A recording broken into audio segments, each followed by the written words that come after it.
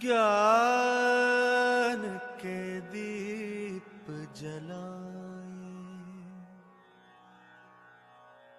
आशा की झिलमिल को रोशन बनाए, ऊंचे उठे और छू ले गगन को, ऊंचे उठे और छू ले गगन को, सवेरे की सरगम को जीवन में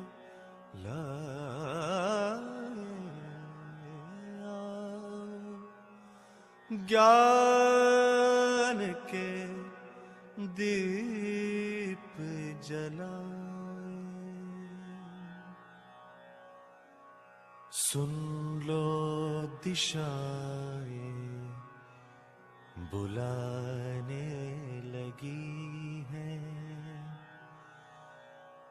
हवाएं नए राग गाने लगी है।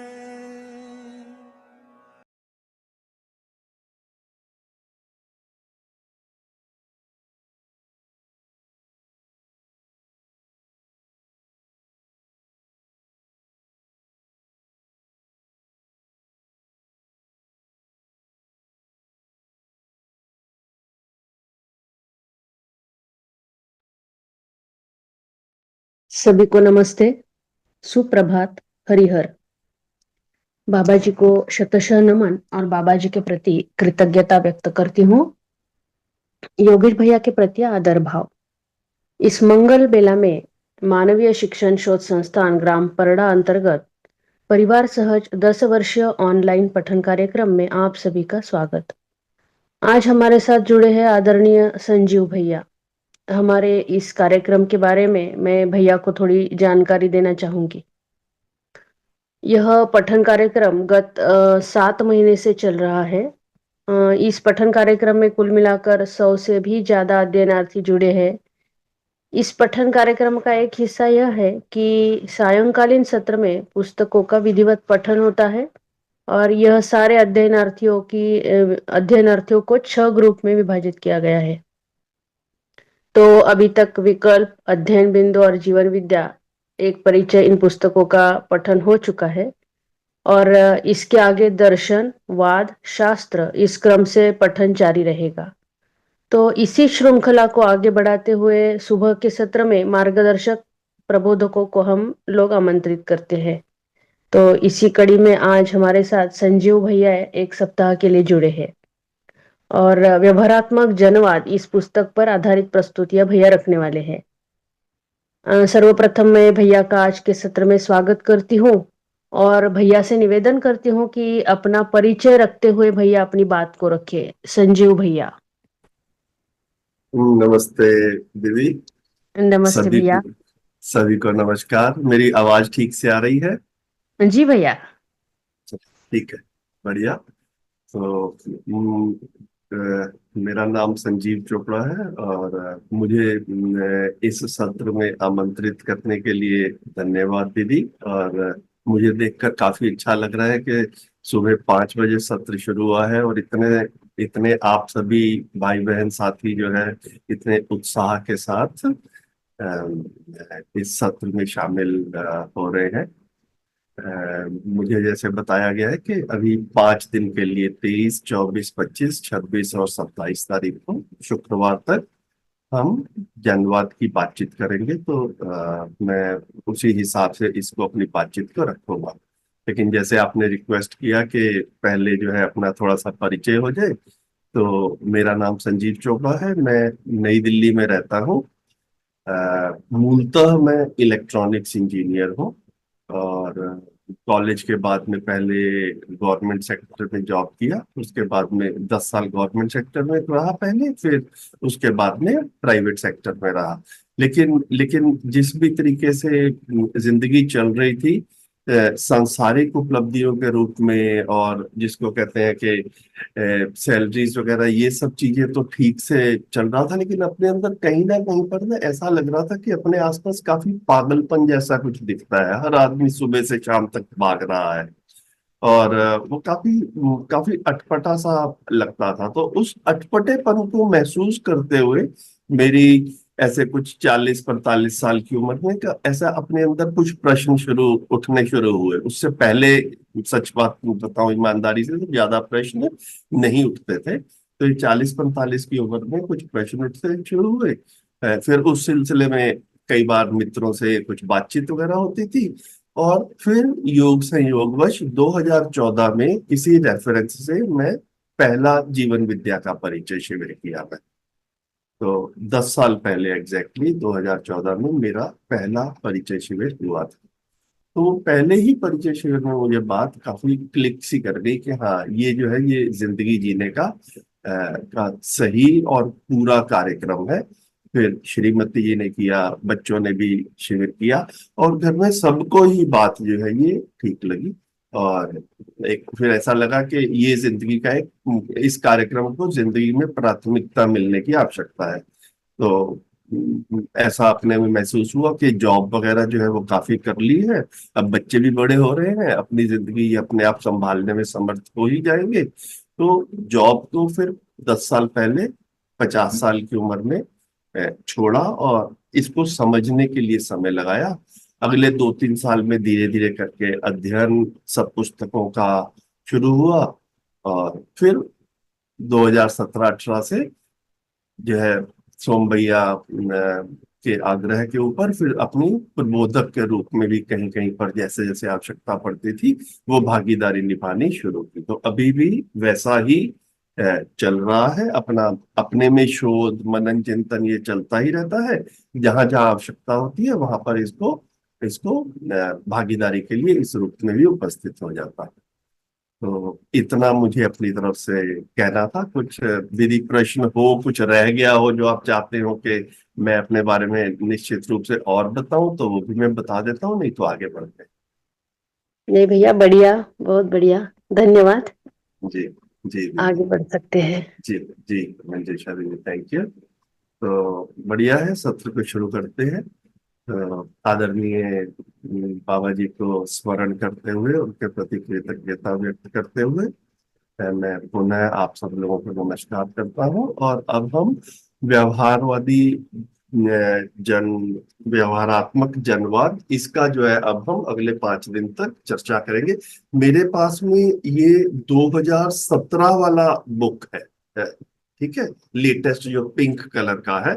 इससे पहले जब मैंने अपना अध्ययन करना शुरू किया था तो ये छोटा वाला साइज का ये वाला बुक होता था।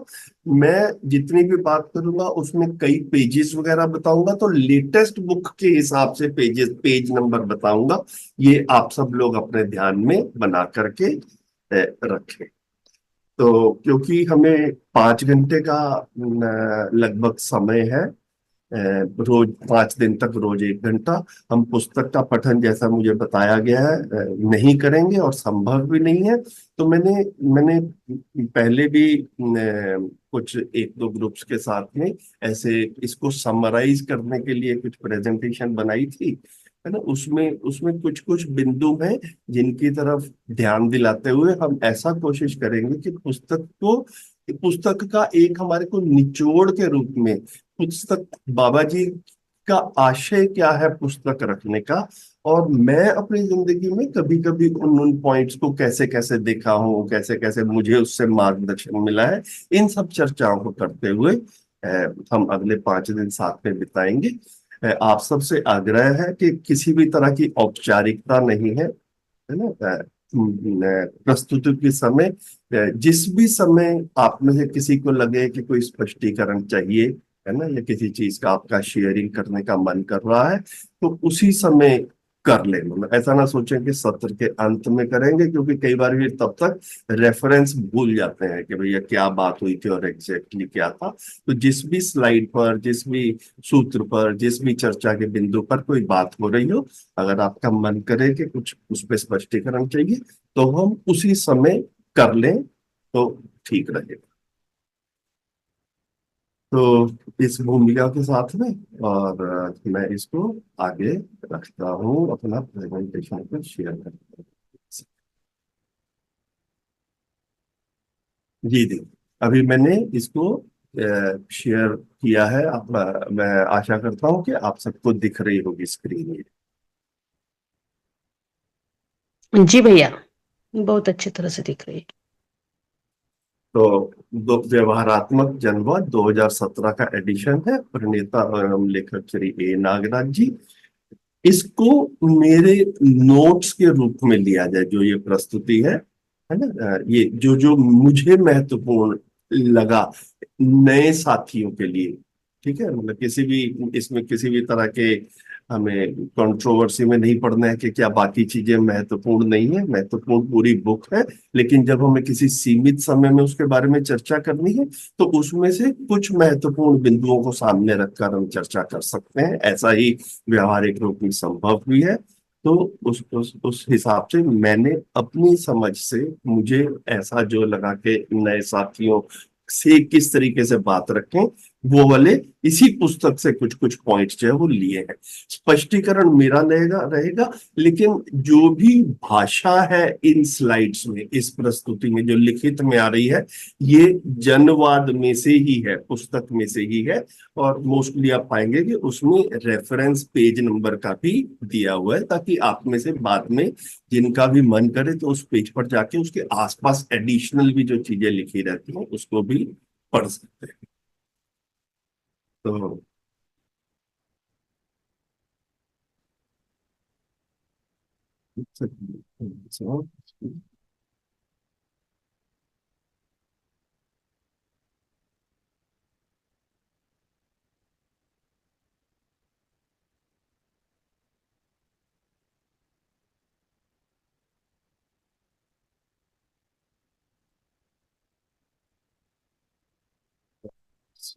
स्लाइड थोड़ा सा, एक सेकंड का समय।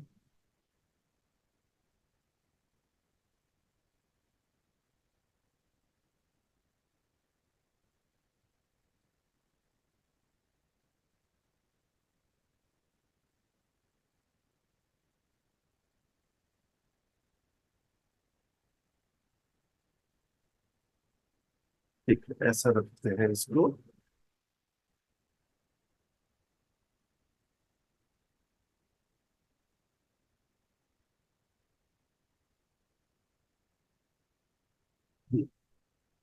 अभी ठीक है, पूरा स्क्रीन मुझे भी दिख रहा है, पहले नहीं दिख रहा था, सॉरी।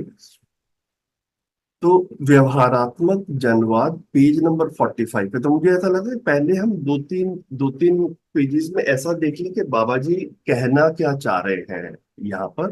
तो इस पुस्तक के माध्यम से बाबा जी का जो आशय है कहने का, वो विद्यार्थियों का और जो पढ़ने वाले हैं उनका इस तरफ ध्यानाकर्षण करने का आशय है कि कि हम अपनी जिंदगी को देखें तो सुबह से शाम तक हर मानव एक दूसरे से बातचीत तो कर ही रहा है। ठीक है, क्या किया जा सकता है कि वो बातचीत जो है वो सार्थक हो। ठीक है, तो उसको जो है हम कोई दिशा दे पाए। तो इसके लिए जो बाबा जी की भाषा में है, पेज नंबर 45 में इसी पुस्तक में लिखा है, वार्तालाप को किसी लक्ष्य या प्रयोजन के सिलसिले में नियंत्रित करने पर संवाद कहलाता है। ठीक है, यदि भैया लक्ष्य का या, आवाज पूरा कम हो गया है भैया। अच्छा, मैं बोल तो भैया जैसा पहले रहा था वैसे ही बोल रहा हूँ। बाकी साथी भी बताएं, सभी को कम लग रहा है क्या? कोई और भी बताएं प्लीज। नहीं भैया। ठीक लग रहा है? हाँ ठीक है। तो भैया आप शायद अपनी तरफ पे भी थोड़ा सा देखें। वैसे मैं भी कोशिश करता हूँ कि थोड़ा जोर से बोलूंगा। ठीक है। तो वार्तालाप को किसी लक्ष्य या प्रयोजन के सिलसिले में नियंत्रित करने पर संवाद कहलाता है। यदि लक्ष्य या प्रयोजनों से जुड़ा ना हो, ऐसे वार्तालाप को गपशप कहते हैं। ठीक है। तो ये बड़े रोचक तरीके से बाबा जी ने अपनी बात रखी यहाँ पर कि अगर किसी लक्ष्य या प्रयोजन के अर्थ में हम अपनी बातचीत करते हैं तो वो संवाद होगा। नहीं तो जो कुछ हो रहा है वो काफी बार गपशप की भाषा में ही उसको कहा जा सकता है कि ये गपशप हो रही है। या जैसे जैसे शिविरों में हम हल्के रूप में, हल्की भाषा में, मजाक मजाक में कह देते हैं कि चुगली चुगली खेल रहे हैं, है ना, या कुछ और हो रहा है, लेकिन लेकिन सार्थक संवाद नहीं हो रहा। तो ये बाबा जी का एक तरह से ये ये हमारे को संकेत है कि हम भी अपने में सुबह से शाम तक देखें। देखो, बात तो हम भी कर ही रहे हैं। हम किसी परिवार में रहते हैं, सुबह से शाम तक किसी किसी ना किसी भूमिका में, साथी सहयोगी की भूमिका में भी कई अपने आसपास कई लोगों के साथ में हमारी बातचीत सुबह से शाम तक होती रहती है। वो बातचीत कितनी बार सार्थक हो रही है और कितनी बार गपशप की दिशा में जा रही है, ये अपने अपनी नजर में बना रहे, अपना इस तरफ ध्यान बना रहे, है ना, ये जो कह रहे हैं। और जितना फिर हमारा ध्यान जाता है, ये अपने आप स्वाभाविक रूप से होने वाली बात है कि इमीडिएटली फिर हमारा जो है वो संवाद वाली दिशा में बातचीत जो है वो ज्यादा होनी शुरू हो जाती है। इसको हमने अपने में होते हुए समय के साथ साथ देखा। ठीक है। तो ये मुझे लगा कि ये संवाद जो है कैसे इस तरीके से लिंक कर रहे हैं। हर सूचना भी प्रयोजन के अर्थ में स्वीकार होती है, अन्यथा स्वीकार नहीं होती। तो ये प्रयोजन शब्द जो है ये 2 बार आ गया इसी पेज पर। और आप में से हो सकता है कुछ साथियों ने, जैसे मंजूषा दीदी शुरू में बता रही थी कि अभी शायद दर्शन का अध्ययन नहीं हुआ है, लेकिन कुछ साथियों का हुआ भी होगा। यदि आप मानव व्यवहार दर्शन पुस्तक को देखें तो उसमें एक चैप्टर का नाम ही है, एक अध्याय का नाम ही है, जो मेरे ख्याल से 5वां 6वां अध्याय है, मानव सहज प्रयोजन। तो मुझे ये भी काफी दिलचस्प लगा जब मेरा शुरू में ध्यान गया इस तरफ कि जब तक हम लोगों का, मेरा अपना परिचय शिविर नहीं हुआ था, तो ऐसा लगता ही था अपनी जिंदगी को जब हम देखते थे कि हर व्यक्ति का कुछ प्रयोजन रहता है, हर व्यक्ति का कुछ लक्ष्य रहता है। तो तब तक ये ऐसा लगता था कि हर व्यक्ति का अपना एक लक्ष्य रहता है, हर व्यक्ति का प्रयोजन रहता है ना। कोई सोचता है कि मैं गांव में रहूंगा, तो वो अपने अपने अपने फिर योजनाएं उस हिसाब से बनाता है। किसी का मन करता है कि मैं शहर में रहूंगा, किसी का मन करता है मैं विदेश में रहूंगा। तो प्रयोजन के रूप में, लक्ष्य के रूप में हर व्यक्ति कुछ ना कुछ मानता है ना। कोई मतलब कोई व्यक्ति सोचता है कि मैं व्यावसायिक रूप में बिजनेस करूंगा, है ना। कोई सोचता है मैं खेती करूंगा, कोई सोचता है कि मैं आईएएस बनूंगा, कोई सोचता है कि मैं इंजीनियरिंग करूंगा। हर व्यक्ति ने अपने अपने प्रयोजन जो है वो कुछ ना कुछ लक्ष्य जो है वो बनाए रहते हैं। ये शिविरों के माध्यम से और अध्ययन के क्रम में ऐसा ध्यान गया, मेरा गया और हमारे परिवार में सबका गया धीरे धीरे करके, कि एक्चुअल में कोई सार्वभौम मानव प्रयोजन भी है ना, कोई यूनिवर्सल ह्यूमन पर्पस भी है, जो कि सभी मानवों का एक ही प्रयोजन है। किसी मानव में ये सामर्थ्य नहीं है कि कहे कि ये मेरा प्रयोजन नहीं है। तो तो एक बार वो सार्वभौम मानव प्रयोजन की तरफ ध्यान जाता है, तो उसको समझ करके, उसको ध्यान में रखते हुए, फिर जो मेरा अपना मैंने जो प्रयोजन सोचा है हुआ है, क्या वो उसके साथ में उसका तालमेल बैठ रहा है या नहीं बैठ रहा है, या मेरा मेरा अपना प्रयोजन जो है वो तो बिल्कुल विरोध में है सार्वभौम मानव प्रयोजन में, या मेरे अपने प्रयोजन का सार्वभौम मानव प्रयोजन के साथ में तालमेल है। ये आपस में एक एक चीज देख पाना जो है, ये हमारे लिए, हम सबके लिए अध्ययन क्रम में एक नई चीज थी, और नई के साथ साथ काफी इंटरेस्टिंग भी थी। तो ऐसा ऐसा लगा कि इस सब में जैसे ही बाबा जी प्रयोजन की बात करते हैं, एकदम से एकदम से सार्वभौम मानव प्रयोजन की तरफ ध्यान में जो है वो जाता है। ऐसा ऐसा मुझे लगा कि इसको हम यहाँ पर ध्यानाकर्षण हमारा बना रहे। फिर सबसे नीचे लिखा, जो परिभाषा संहिता में भी संवाद की भाषा है, कि संवाद की परिभाषा है, संवाद बराबर पूर्णता के अर्थ में सूत्र व्याख्या। तो जब मैं इस परिभाषा को देखता हूं तो अपने मन में ऐसा आता ही है कि हम सब अपने में अपनी अपनी अपूर्णताओं के साथ में जी रहे हैं, है ना। और काफी बार संबंधों में जीते हुए ये एक दूसरे की अपूर्णताओं से ही हम परेशान होते हैं। वो अपूर्णताओं के, क्योंकि सामने वाले में समझ पूरी नहीं है, तो फिर अपनी अपूर्णता के साथ में जीता है, उससे फिर आसपास वालों को दिक्कत होती है, परेशानी होती है, और फिर वो शिकायत करते हैं। ये काफी बार जो है इस तरह का सिलसिला संबंधों में चलता है। तो संवाद की परिभाषा को जैसा बाबा जी ने लिखा है, जो नीचे वाली लाइन में है, पूर्णता के अर्थ में सूत्र व्याख्या, तो एकदम से ध्यान में ये जाता है कि मेरा संबंधी, मेरा साथ वाला भी अपनी अपूर्णताओं के साथ में है, मैं भी अपनी अपूर्णताओं के साथ में हूं, और जिंदगी में साथ साथ जीते हुए मैं अपनी अपूर्णताओं को पार पा जाऊं, इसके लिए भी पुरुषार्थ करता रहूं, मेहनत करता रहूं, और साथ वाला भी अपनी अपूर्णताओं को पार पा जाए, उसके लिए भी उसका ध्यान बना रहे, और मैं भी यथा योग्य अपना जितना कर सकता हूं उतना उसमें सहयोग करूं। और इस सब को बड़े सहज तरीके से सुबह से शाम तक बातचीत करते हुए भी किया जा सकता है। कभी कभी पहले से योजनाबद्ध तरीके से भी बातचीत हो सकती है, जैसे हम ये सेशंस वगैरह करते हैं, अभी अभी हम 1 घंटा बात कर रहे हैं, तो ये एक योजनाबद्ध तरीके से बातचीत हो रही है ना। ये भी पूर्णता के अर्थ में ही सूत्र व्याख्या है। और कई बार ऐसे ही घर में संबंधी एक दूसरे के साथ में, या हम लोग मित्र लोग एक दूसरे के साथ में बैठे रहते हैं, और पहले से कोई एजेंडा सेट नहीं होता है, लेकिन जो बातचीत हो रही है उस बातचीत को जितनी मुझ में अपनी समझ विकसित की रहती है, उतना मैं देख पाता हूं कि इस बातचीत की दिशा क्या है। और अगर वो किसी दिशा विहीनता की तरफ, गपशप की तरफ जा रही हो, तो मैं उसको उसको एक सहज तरीके से एक दिशा देने की कोशिश कर सकता हूं, और कर भी पाता हूं अगर मेरा इसमें धीरे धीरे अभ्यास बनता है।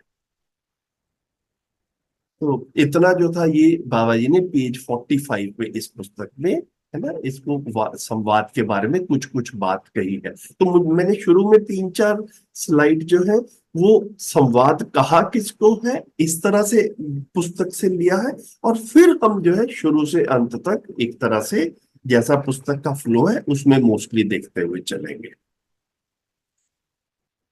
फिर पेज नंबर 51 पे लिखा है, ये दोबारा से मैं कह रहा हूं, ये बाबा जी की ही भाषा है। ये जिस तरह से कोट किया हुआ है पेज 51 में, यही शब्द मिलेंगे इसमें। ये जो मैं बोल रहा हूं वो व्याख्या मेरी तरफ से है, लेकिन लिखे जो शब्द हैं वो बाबा जी के ही।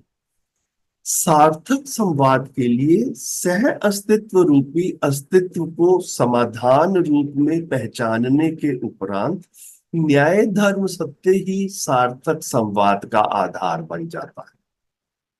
तो एकदम से जैसे ये पढ़ते हैं तो ध्यान जाता है कि कि कि हम अपने में ही रिव्यू करके देख पाते हैं कि सुबह से शाम तक हमारे ही परिवार में, या मैं खुद भी जिस जिस बातचीत में बढ़ चढ़कर भाग भाग लेता हूं, उसमें कितना भाग प्रिय हित लाभ के आधार पर बातचीत हो रही है, और कितना जो है वो न्याय धर्म सत्य के आधार पर बातचीत हो रही है।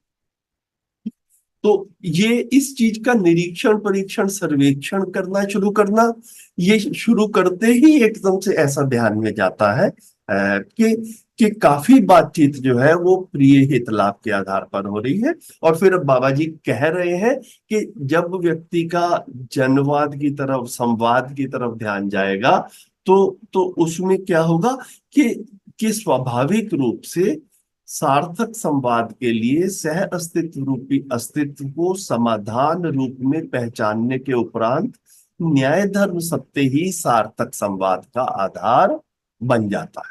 लेकिन लेकिन अब हम अगर हम इसको आधार बनाना चाहते हैं न्याय धर्म सत्य को, तो हम तभी बना पाएंगे जब हमारी अपनी न्याय धर्म सत्य की स्पष्टता अच्छे से बनी हुई। अगर हमारी खुद की ही न्याय धर्म सत्य की स्पष्टता नहीं बनी होगी, तो फिर हम उसके बारे में संवाद का आधार बनाना भी संभव हो नहीं पाएगा। तो इसीलिए पहले अपनी अपूर्णता को ओवरकम करते हुए स्वयं पूर्णता के क्रम में आगे बढ़ना, और फिर पूर्णता के क्रम में बाकियों को भी सहयोग कर पाना, ये जो है ये फॉर्मूला इसका फॉर्मेट बनता है। पुस्तक के शुरू में एक प्राकथन है जो कि चैप्टर 1 से भी पहले है। उसमें बाबा जी ने ऐसा लिखा है, जनवाद का तात्पर्य मानव मानव से बातचीत करता ही है, संवाद करता ही है, वाद विवाद भी करता है ना, वाद विवाद करता ही, यह सबको पता है, यह सब यथावत रहेगा ही। तो जब हम ये बाबा जी ने जो लिखा है इतना पाठ, इसको जब हम पढ़ते हैं तो ऐसा ऐसा ध्यान जाता है कि बाबा जी कुछ ये नहीं कह रहे हैं कि पहले कुछ और हो रहा था, है ना, अब आपको कुछ और करना है। पहले भी बातचीत हो ही रही थी, मानव मानव से बातचीत करता ही है, संवाद करता ही है, वाद विवाद करता ही है, यह सबको पता है, यह सब यथावत रहेगा ही। अब होगा क्या, बातचीत की वस्तु बदले, है ना, बातचीत का कंटेंट बदले, सिर्फ इतना जाएगा। उसमें न्याय धर्म सत्य, उसमें जीवन लक्ष्य मानव लक्ष्य, उसमें प्रयोजन, उसमें उसमें सुख शांति संतोष आनंद, ये जो है ये बातचीत में स्वाभाविक रूप से आना शुरू होगा। मतलब कहीं ना कहीं पर सार्वभौम मानव लक्ष्य की भी स्पष्टता सुबह से शाम तक जो है वो रीइंफोर्स होती रहेगी, सुदृढ़ होती रहेगी। और फिर उस सार्वभौम मानव प्रयोजन के से तालमेल खाते हुए मैंने अपने लिए जो लक्ष्य बनाए हैं, उन लक्ष्यों के अर्थ में भी जो बातचीत होती रहेगी वो भी उसमें included है। लेकिन उसका प्रयोजन जो है वो ध्यान में रहेगा। और फिर नीचे जो है ये काफी हर पुस्तक में लगभग बाबा जी इस तरह का कहते हैं। मुझे ऐसा लगा कि इसमें भी कहा है, इसको हाईलाइट कर लेते हैं। हर मानव सदा से ही सुखी होना चाहते हैं, इसके लिए दो प्रकार के प्रयोग हो चुके हैं। पहला भक्ति विरक्ति से सुखी होने का प्रयास, जिसको बाबा जी ने आदर्शवाद नाम दिया, और दूसरी विधि सुविधा संग्रह से सुखी होने के लिए अथक प्रयास, है ना। इसको जो है वो भौतिकवाद जो है वो नाम दिया। तो आदर्शवाद और भौतिकवाद इस आधार पर अभी तक प्रयोग हुए हैं जितना भी मानव जाति का इतिहास है।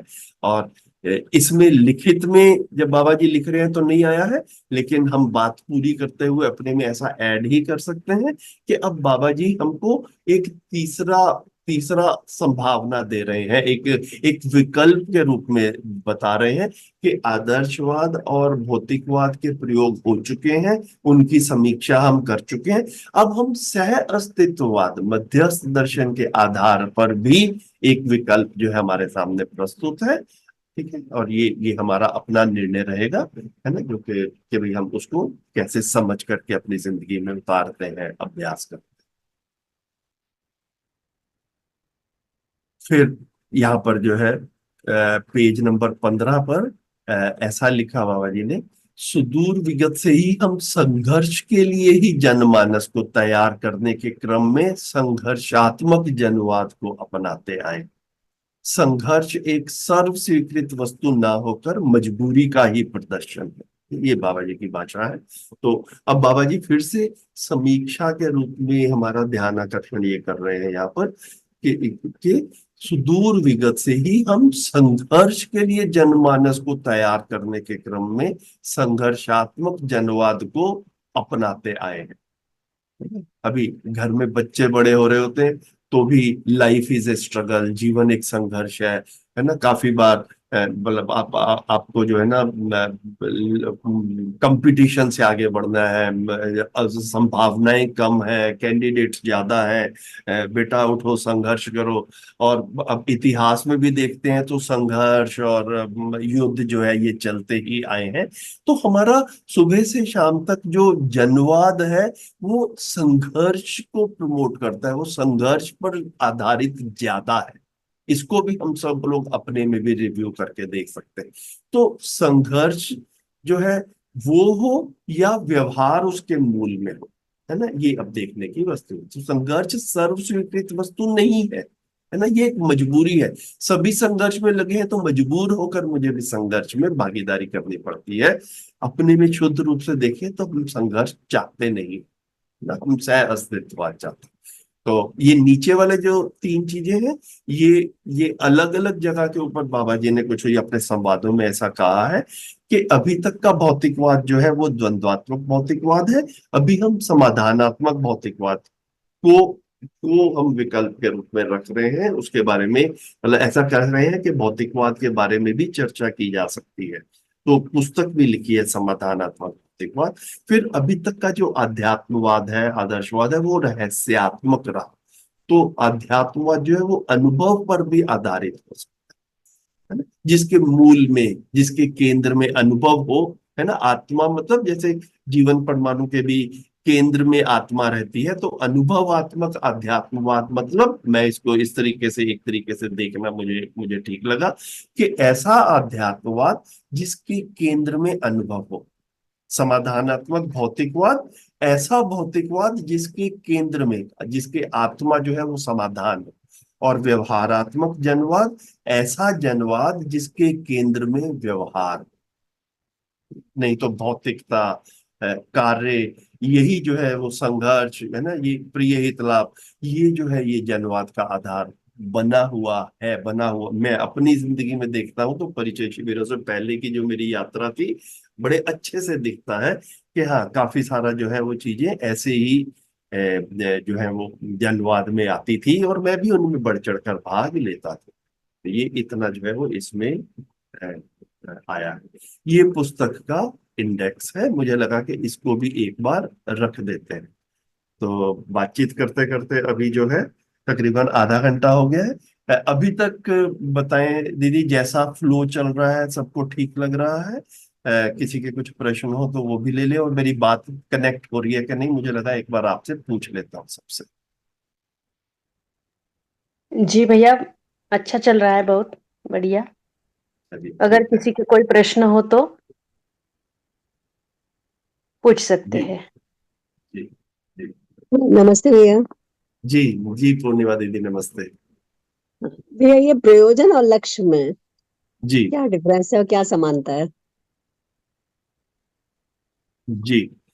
तो मैं दीदी देखिए, मैं भी शोध ही कर रहा हूँ, है ना। मैं हम्म, ऐसा ऐसा घोषणा नहीं किया हूँ कि मुझे पूरा समझ में आ गया है। लेकिन हम्म, आप अभी जहाँ पर हम खड़े हैं, तो यहाँ पर ऐसा दिखता है मेरे को कि जब भी हम प्रयोजन की बात करेंगे तो सार्वभौमिक ही बात करेंगे, है ना, हम्म, सभी मानवों से जुड़ी हुई बात करेंगे। तो हम्म, सार्वभौम मानव प्रयोजन ही प्रयोजन है। ठीक है। हम्म, तो बाबा जी ने भी जैसे तीन शब्द बार बार यूज किए हैं, हम्म, उपयोग, सदुपयोग और प्रयोजन। तो हम्म, जागृत परंपरा धरती पर बन जाए और हम्म, बनी रहे, ये जी, प्रयोजन है। ठीक। ठीक है। हम्म, फिर लक्ष्य के रूप में मानव के लिए लक्ष्य जो है वो दो तरह से रखा, जीवन लक्ष्य और मानव लक्ष्य। हम्म, तो जीवन लक्ष्य सुख शांति संतोष आनंद, और मानव लक्ष्य हम्म, समाधान समृद्धि अभय सह अस्तित्व। हम्म, ठीक है। तो मैं अपने में ऐसा देख पाता हूँ कि प्रयोजन जो है वो हजारों साल पहले से लेकर आने वाले भी हजारों साल तक वो बिल्कुल कॉमन है। लेकिन हम्म, लक्ष्य शायद एक शरीर यात्रा के अर्थ में जो है हम्म, वो उसको देख सकते हैं। ठीक मतलब है। पर्सनल तो बोल सकते हैं लक्ष्य। हाँ जी, लक्ष्य को हर व्यक्ति में जो समाधान है वो हर लक्ष्य व्यक्ति है। बिल्कुल। और और वो समाज के उसमें लेवल बिल्कुल पे। बिल्कुल, और लक्ष्य के रेफरेंस में ही अपनी स्थिति का भी सही मूल्यांकन हो पाता है दीदी, क्योंकि अपनी स्थिति का मूल्यांकन करना भी आवश्यक है। तो हाँ। जब बाबा जी लक्ष्य के रूप में अगर सुख शांति संतोष आनंद बोलते हैं, तो एकदम से हम सब के लिए ये एक ध्यानाकर्षण का मुद्दा है। सुबह से शाम तक मैं अपनी जिंदगी में देखता रहूं, देख पाऊं कि मैं कितनी बार अपने को पाता हूं कि हाँ मैं इसी स्थिति में रहना चाहता था, यही सुखमय स्थिति है, और कितनी बार अपने को हताश, असहाय, मजबूर, है ना, मैं पाता हूं कि भैया अपने आसपास बहुत कुछ ऐसा हो रहा है और एंड आई फील हेल्पलेस, मुझे समझ में भी नहीं आता कि क्या किया जाए। ये दुख वाले पल है। तो सुख और दुख जब तक मानव जागृत नहीं हो जाएगा, उसका पाला पड़ता रहेगा सुबह से शाम तक। ये अपनी अपनी स्थिति का आंकलन, जितने ज्यादा दुख के पल उतना मतलब अभी खुद में समझ कम आया है, ये और अभी परिवार में काम नहीं हुआ है। और जितना समय के साथ साथ ये दुख के पल कम होते हैं, सुख वाले क्षण जो है वो ज्यादा रहते हैं, ये एक तरह का इशारा है कि ठीक दिशा में बढ़ रहे हैं। तो लक्ष्य जो है दीदी, मैं इसको शरीर यात्रा के अर्थ में देखता हूँ, और प्रयोजन जो है वो सार्वभौम, हजारों साल पूरी मानव जाति शुरू से जब तक रहेगी तब तक के लिए। नहीं कनेक्ट हो रहा है भैया उस तरह से। जी मैं कई बार जी प्रश्न आता था ये वाला। जी, बिल्कुल ठीक, बिल्कुल थैंक यू ठीक। भैया। बढ़िया बढ़िया दी, बढ़िया। तो इसको जो है अब हम आगे बढ़ते हैं, चैप्टर 1 पे चलते हैं। अब यहाँ पर मेरा स्क्रीन में माउस,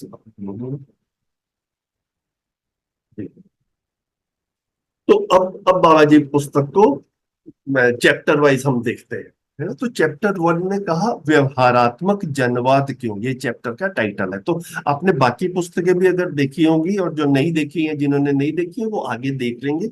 मोस्टली बाबा जी का पुस्तक का फॉर्मेट क्या रहता है कि शुरू के कुछ पेजेस जो है ना, 20-25 पेजेस, वो एक तरह से समीक्षा और विगत में जो कुछ भी हुआ है उसको देखते हुए उसका कुछ रख लेते हैं कॉन्टेक्स्ट, और फिर आगे जो है वो बातचीत अपना जो है वो सह अस्तित्ववाद की डिटेल में करते हैं। तो इस पुस्तक में भी वैसा ही रहा है।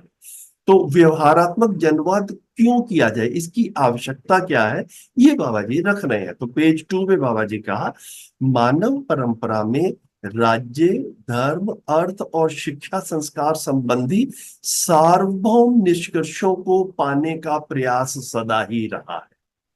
ठीक है। तो ये जो सार्वभौम निष्कर्ष है ना, तो ये सार्वभौम वाला पार्ट जो है ये इंपॉर्टेंट है ना, ये महत्वपूर्ण है। तो प्रयास रहा है लेकिन निकल कर नहीं आ पा रहे हैं, ये जो है वो कहना चाह रहे हैं। मतलब जितना भी अगर हम इतिहास में भी देखें, तो ऐसा नहीं है कि सभी ने गलत काम किए हैं ना, अच्छे लोग रहे हैं, और उन अच्छे लोगों का आशय अच्छा ही था, है ना। तो प्रयास सदा से ही रहा है। तो ये बाबा जी की एक शैली रही है कि प्रयासों का सम्मान किया है, लेकिन साथ के साथ में इस चीज को भी हाईलाइट किया है कि हम जागृत परंपरा की तरफ नहीं बढ़ पाए हैं। ऑन दी कॉन्ट्रेरी, जागृत परंपरा को तो छोड़े, भ्रम जो है वो काफी बार ऐसा लिखता है कि उस वो बढ़ता हुआ दिख रहा है। और बाबा जी ने अपनी समीक्षाओं में ध्यान दिलाया ही है इसका, कि हम धरती की जो दुर्दशा देखते हैं, और काफी बार परिवारों में भी जो संबंधों की दुर्दशा देखते हैं, तो ऐसा लगता है कि प्रयास होने के बावजूद भी रिजल्ट के रूप में चीजें ठीक से नहीं मिल रही हैं। ठीक है, इसका यही मतलब है कि मानव का अध्ययन नहीं ठीक से हो पाया है। ऐसा एक नैरेटिव बाबा जी ने बिल्डअप किया है। तो यहां पर भी कह रहे हैं कि प्रयास हमेशा से रहा है। इसकी असफलता का एकमात्र कारण मानव को एक इकाई के रूप में देखने, समझने, अध्ययन क्रम में सजाने की दिशा में प्रयास नगण्य रहा है, नेग्लिजिबल रहा है। तो ये बिल्कुल स्पष्ट रूप से पुस्तक खुलते ही बाबा जी कहाँ पर दिक्कत है, कहाँ परेशानी है, ये भी जो है ये बता रहे हैं। इसकी असफलता, जो प्रयास तो बहुत मेहनत होती रही, रिजल्ट नहीं आया है, इसका एकमात्र कारण क्या है, हमने मानव को नहीं समझा है। ठीक है। तो इस पुस्तक में ना मैं एक चीज और भी ऐसा ऐसा भी आप देखेंगे मेरी प्रस्तुति में रहेगा कि एक तो जो बाबा जी ने कुछ कुछ चर्चा के बिंदु बताए हैं इस पुस्तक में, काफी सारे। इस पुस्तक का फॉर्मेट क्या है एक्चुअल में कि बाबा जी धीरे धीरे जैसे हम आगे बढ़ेंगे तो बाबा जी ने बहुत सारे मुद्दे ऐसे बताए हैं कि रोजमर्रा में जब हम संवाद करें, जब किसी सार्थक का के अर्थ में बातचीत करें, तो वो सार्थकता के मुद्दे क्या होंगे, है ना, उनको इस पुस्तक में बाबा जी उन मुद्दों को भी हाईलाइट किया है और फिर उन मुद्दों के बारे में स्पष्टीकरण भी दिया है कि यदि आप बातचीत करना चाहते हैं तो उस मुद्दे पे किस तरह से बातचीत किया जा सकता है, उस मुद्दे में क्या वस्तु, क्या कंटेंट लाने की आवश्यकता है। तो एक तो ये रहेगा जो बाबा जी ने मुद्दे सजेस्ट किए हैं उनके ऊपर कुछ कुछ जो उसमें से जो मैं इसमें प्रस्तुति में ला पाया उस पर बात करेंगे। कुछ कुछ बाबा जी ने स्पष्ट रूप से नहीं कहा है कि इस पे बातचीत करने की आवश्यकता है, लेकिन लेकिन मध्यस्थ दर्शन पढ़ते हुए हमें एकदम से व्यक्तिगत रूप में लगता है कि हाँ भैया इसकी भी आवश्यकता है। तो मुझे लगता है कि हम सब के लिए अभ्यास का मुद्दा जो है सुबह से शाम तक ये है। देखो हमारे घर में भी बच्चे हैं, हम भी पति पत्नी के रूप में भी साथ में रहते हैं, भाई बहन भी हैं, मित्र भी हैं, साथी सहयोगी भी हैं, इन सब संबंधों में हम जी ही रहे हैं।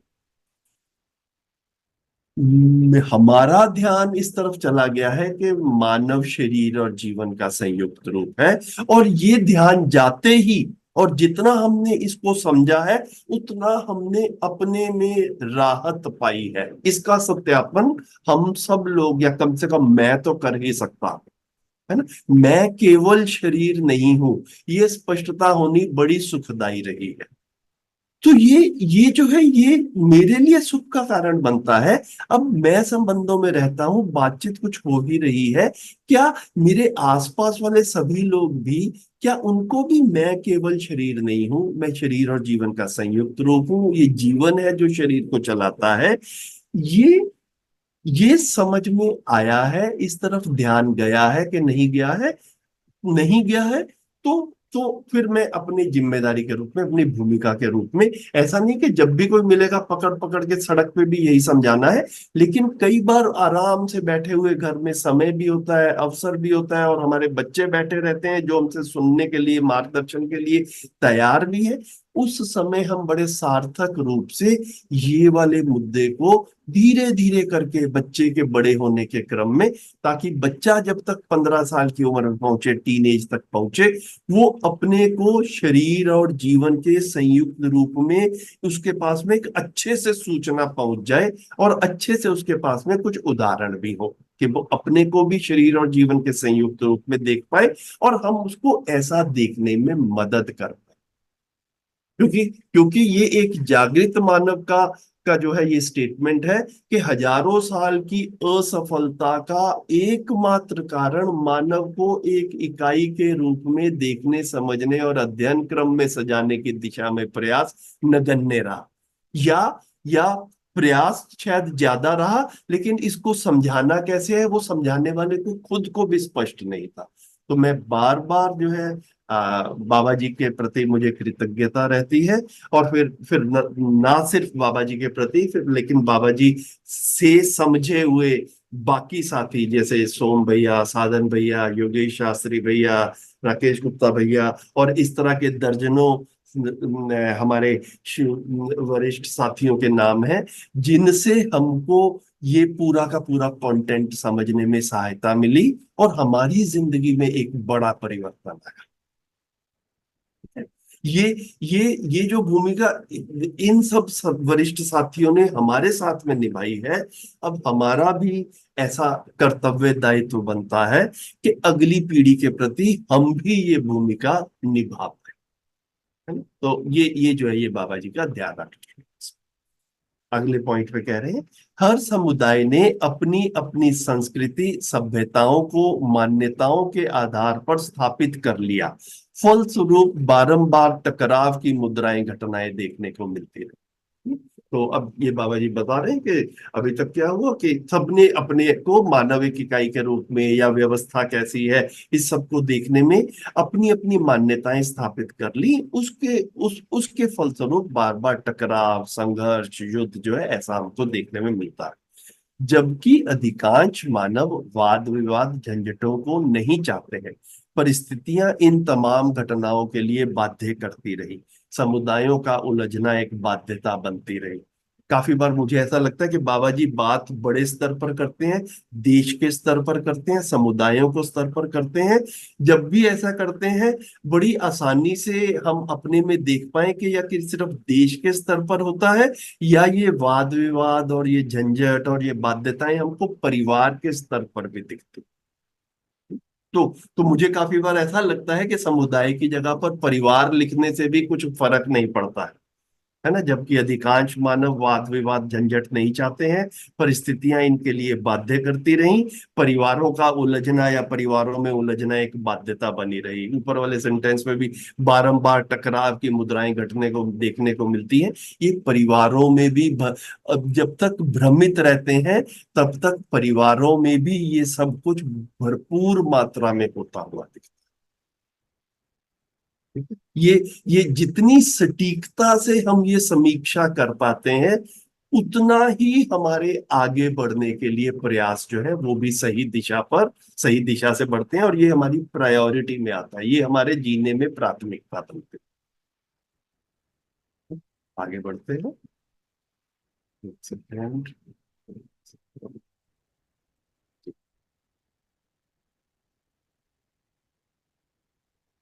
पेज नंबर 3 पर, अधिकांश मानव युद्ध न चाहते हुए वार्ता चर्चा में उत्साहित होकर भाग लेते हैं। अधिकांश जनमानस व्यापार चर्चा व लाभवादी विधाओं से उत्साहित होते हुए देखने को मिलते हैं, है ना। अब इसको भी रोजमर्रा की जिंदगी में देखा जाए, ये ये ये जिसे कहते हैं, ये पूर्णता वाला पार्ट नहीं है, ये भ्रमित वाला ही है। ये बाबा जी समीक्षा कर रहे हैं, लेकिन इसका भी निरीक्षण परीक्षण करना आवश्यक है। इसको भी जो है वेरीफाई करना, जांचना जो है वो आवश्यक है। तो सुबह से शाम तक हम कितनी बार देखते हैं कि है ना, ये युद्ध की चर्चाओं में कितने उत्साह से लोग, कई बार तो मित्र पता नहीं, ये युद्ध की बात और व्यापार की बात और इस तरह की बातों में इतने उत्साह से बात हो रही होती है कि वो झगड़े में भी कभी कभी कन्वर्ट हो जाता है ना। तो व्यापार की चर्चाएं, किसी को लगता है कि मेरे पास में एक बिजनेस मॉडल है, ये बहुत अच्छा है, दूसरा कहता है नहीं ये वाला मॉडल अच्छा है, और वो चर्चा शुरू होते होते पता नहीं शुरू उत्साह से होती है और कहाँ चली जाती है। ये सब जो है, ये अवांछित विषय है, इनके ऊपर कुछ बातचीत करने की कितनी आवश्यकता है या नहीं है, इसको हम अपने में देखें। और फिर ये भी देखें कि एक्चुअली सुबह से शाम तक 24 घंटे में कितना समय इनकी तरफ जा रहा है। व्यापार चर्चाएं, लाभवादी विधाएं, है ना, इनकी तरफ हमारा, और युद्ध वाली चर्चाएं। फिर इसके बाद में पेज नंबर 6 पर लिखा, सामान्य जनमानस सुविधा संग्रह के मुद्दे पर रोमांचित उत्साहित होता हुआ दिखता है। सुविधा संग्रह विधा में जिनकी कुछ पहुंच बन चुकी है, ऐसे लोगों में भोग, अतिभोग, बहुभोग रोमांचकता का मुद्दा बना हुआ देखने को मिलता है ना। ये एक दूसरे तरीके से बाबा जी ने हमारा ध्यान आकर्षण किया, है ना। आजकल इतने शॉपिंग मॉल्स खुल गए हैं, अरे मैंने वहां पर देखा, मैं वहां पर तो ये खरीद करके लाया, मेरे फोन का मॉडल ये है, मार्केट में ये गाड़ी नई आ गई है, टीवी ये वाला नया आ गया है ना। ये कितने कितने उत्साह से इसके बारे में सुबह से शाम तक बातचीत है ना। और कितनी बातचीत हमारी मानव लक्ष्य, मानव प्रयोजन के अर्थ में होती है, ये हम अपने में, तो ये आसपास हो रहा है ये देखने का एक मुद्दा है। मुझे क्या करना है, इसकी तरफ जब ध्यान बना रहता है, तो फिर हम उसकी तरफ कुछ कर। आज की स्थिति में जन चर्चा के सर्वाधिक मुद्दे सुविधा संग्रह भोग पर आधारित है ना। तो ये बाबा जी समीक्षा के रूप में बता रहे हैं, और जब ये देखते हैं, जांचने से ठीक ही लगता है, और यही हमारे लिए फिर सही दिशा के लिए अवसर भी है।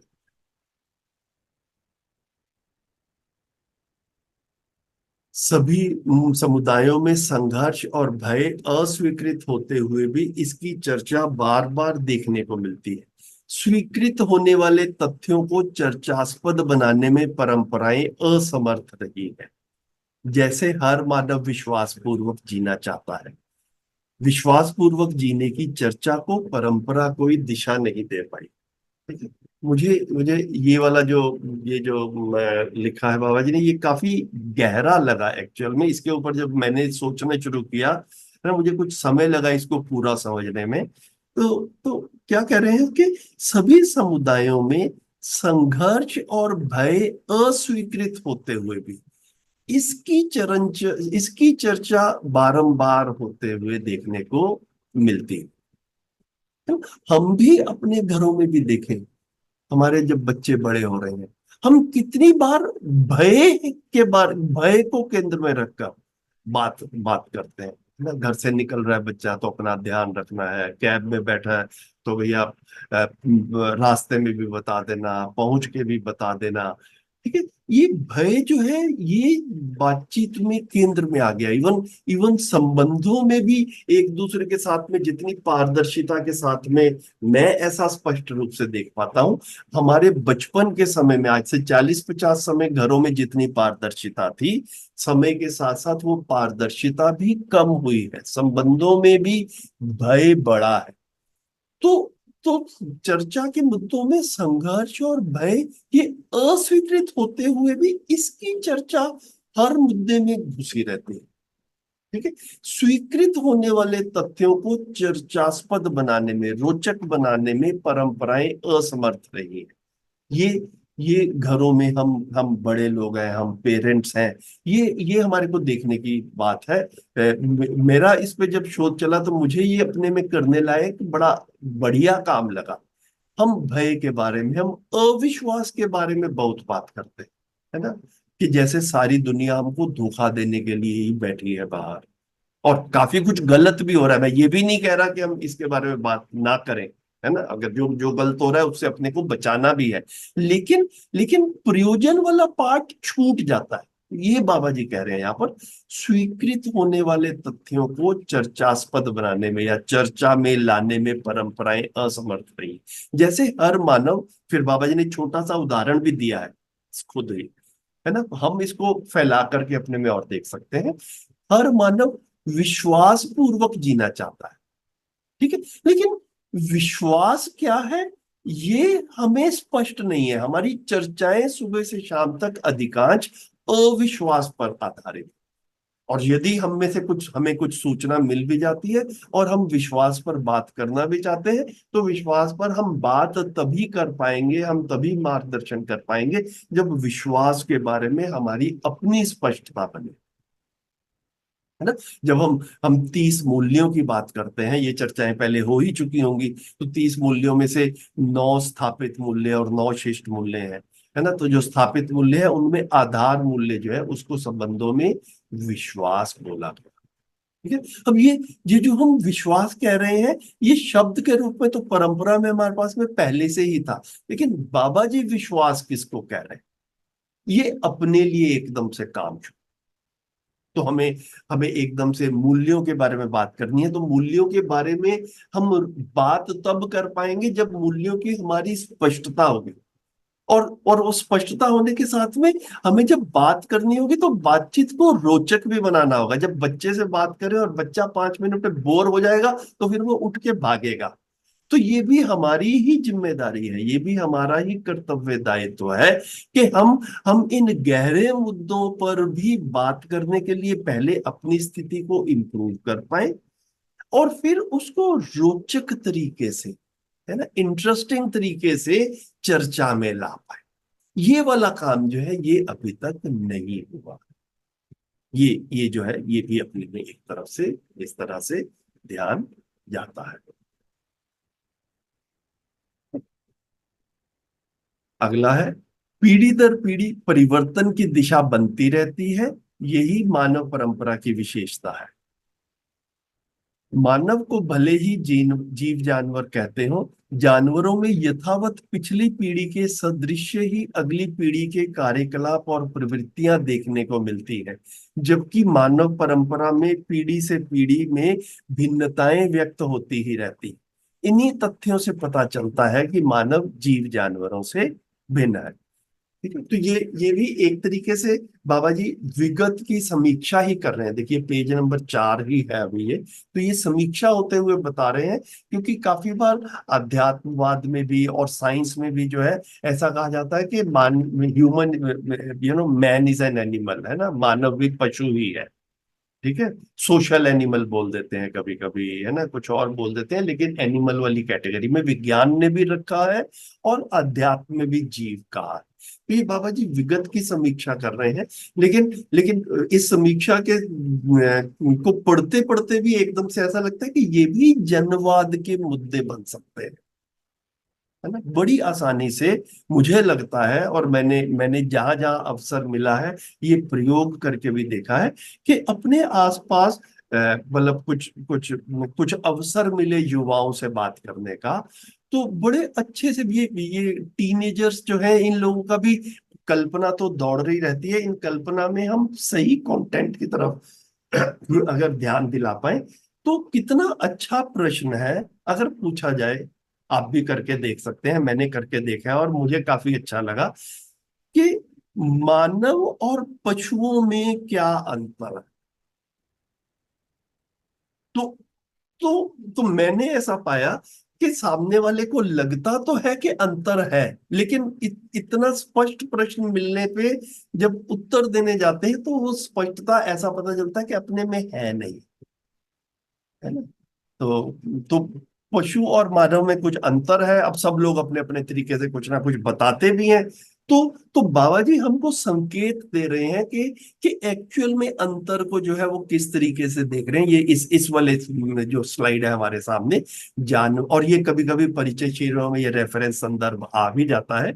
जानवरों में यथावत पिछली पीढ़ी के सदृश्य ही अगली पीढ़ी के कार्यकलाप और प्रवृत्तियां देखने को मिलती है ना। जैसा शेर आज से हजारों साल पहले जंगल में रहता था आज भी वैसा रहता है ना। मगरमच्छ जैसा रहता था लाखों साल पहले आज भी वैसा रहता है। लेकिन मानव में पीढ़ी से पीढ़ी भिन्नताएं व्यक्त होती आ रही है। मानव के जीने का लाइफस्टाइल जो है वो बदल रहा है ना। इन तथ्यों से पता चलता है कि मानव जीव जानवरों से भिन्न है। मानव मानव बेहतरी की तरफ बढ़ना चाहता है, इंप्रूवमेंट की तरफ बढ़ना चाहता है। अभी तक भौतिकवाद में इंप्रूवमेंट समझ में आई है मानव को, तो सारी की सारी सामूहिक मानव जाति की ऊर्जा जो है वो भौतिकवाद की तरफ लगी। इसीलिए भौतिकवाद की भौतिकता के क्षेत्र में हमने काफी जो है ऐसा कह भी सकते हैं कि नए नए उपकरण नए नए यंत्र हमको मिलेंगे। लेकिन जागृति, समझदारी, मानव लक्ष्य, इसकी तरफ ध्यान नहीं किया।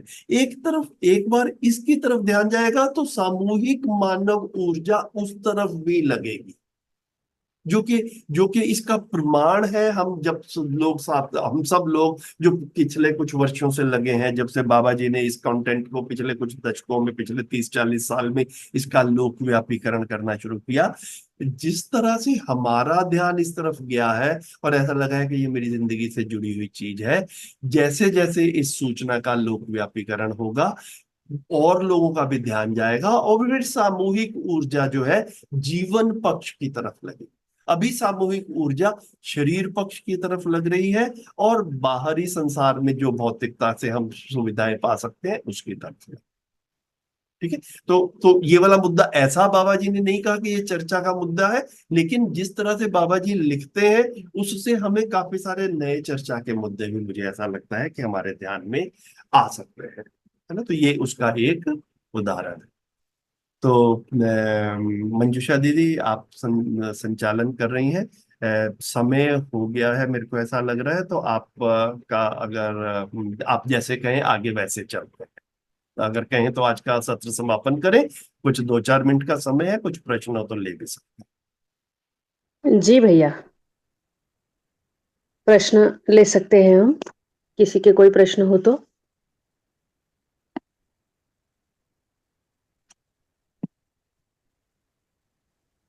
नमस्ते भैया, सभी को नमस्ते। हैं। नमस्ते दीदी। मैं मैं जयश्री दीदी, ग्राम परडा से। जी। मैं आपको बताना चाहती हूँ भैया कि आपकी बिटिया हमारी बिटिया के साथ थी मानव तीर्थ में युवा कैंप के लिए। अच्छा अच्छा। हाँ हाँ। बड़ी ओके। बिटिया बड़ी बेटी के साथ थी। हाँ, बड़ी अच्छा बिटिया आपकी बड़ी बेटी के साथ थी और छोटी बेटी भी आपकी मेरी छोटी बेटी के साथ थी। अच्छा। हाँ हाँ, बहुत अच्छे बहुत अच्छे बहुत अच्छे। हाँ बहुत अच्छे। हाँ। बढ़िया। तो बढ़िया दीदी। मेरा ये प्रश्न है भैया कि जी। आपके परिवार में आप अपने बिटिया के साथ कैसे चर्चा करते हैं इस विषय पे? आपके परिवार में आप कैसे संवाद साधते हैं हाँ दीदी, ये मतलब ये बिल्कुल ऐसा बिटिया संक्षेप के में, हाँ साथ? जी हाँ जी, ये 1 मिनट में देने वाला उत्तर नहीं है। लेकिन मोटा मोटा सा जो है ना, ब्रॉडली ऐसा ही कहूंगा कि देखिए, परिवार में ना एक बार ऐसी स्थिति बन जाए कि सब सब लोगों का शिविर हो जाए, या कम से कम शिविर से भूमिका कुछ ना कुछ संक्षेप में शिविर कुछ परिचय जो है वो हो जाए, है ना। तो परिवार में एक से अधिक व्यक्ति का जब शिविर हो जाता है तो उन दोनों में फिर संवाद का एक अवसर बनता है ना। सिर्फ घर में एक ही व्यक्ति ने शिविर किया हो और बाकी हम्म, व्यक्तियों ने शिविर ना किया हो, मुझे ऐसा लगता है, क्योंकि मेरा ऐसा कुछ अनुभव नहीं है, क्योंकि मेरे परिवार में मैंने जैसे ही शिविर किया तो बाकी सबने भी जल्दी ही शिविर कर लिया। मुझे ऐसा लगता है कि सिर्फ एक व्यक्ति ने शिविर किया हो और बाकी लोग शिविर करने के इच्छुक ना हो, है ना, या ना कर पा रहे हो, तो इस एक व्यक्ति के लिए काम करना शायद थोड़ा मेहनत ज्यादा हो सकती है। तो अपनी मेहनत बचाने के लिए सबसे पहला काम यह है कि घर के बाकी लोगों का भी किसी भी तरीके से एक बार शिविर हो जाए, तो शिविर की जो वोकेबलरी है, शिविर की जो शब्दावली है, और जो प्रबोधक वगैरह का भी एक एक अपना प्रभाव रहता है ना। सोम भैया से शिविर में मिलते हैं, राकेश भैया से मिलते हैं, है ना, योगेश भैया से मिलते हैं, तो एक अच्छा उसका भी प्रभाव पड़ता है। तो और शब्दावली से परिचय हो जाता है। फिर शिविर के बाद में घर में भी रोज उस शब्दावली से, देखिए सुबह से शाम तक घर में भी घटनाएं तो होती ही रहती है ना। तो सुख और हम्म, सुविधा क्या है ना, शरीर और जीवन क्या है, ये सुबह से शाम तक घर में होने वाली घटनाओं से भी, हम इन सब घटनाओं से भी इस कंटेंट को जोड़ते हुए फिर जो है ना संवाद जो है वो हो सकता है। तो संवाद के लिए कभी कभी हम मुद्दे बिल्कुल नए बाहर से भी ला सकते हैं, और कई बार जो घटनाएं हो रही हैं उसी से ही हम सही दिशा में संवाद को ले जा पाए। ये अपने में दीदी, अपने में करने वाला काम है। जो इसकी जिम्मेदारी लेगा, है ना, वही इसके ऊपर सोचेगा भी। और हमने भी दीदी ऐसे ही किया।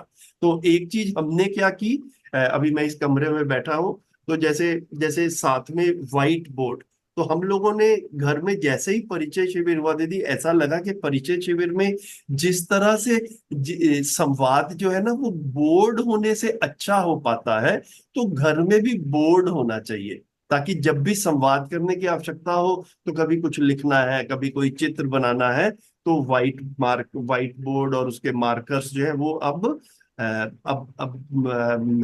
बने रहें घर में, ताकि ताकि संवाद करने के लिए जो जो चीजें चाहिए वो भी हम बड़े लोग घर में सुनिश्चित कर पाए। हमने दीदी ऐसे करके किया, और अपने में जो अभ्यास चलता रहता है उससे कुछ कुछ कर पाए दीदी।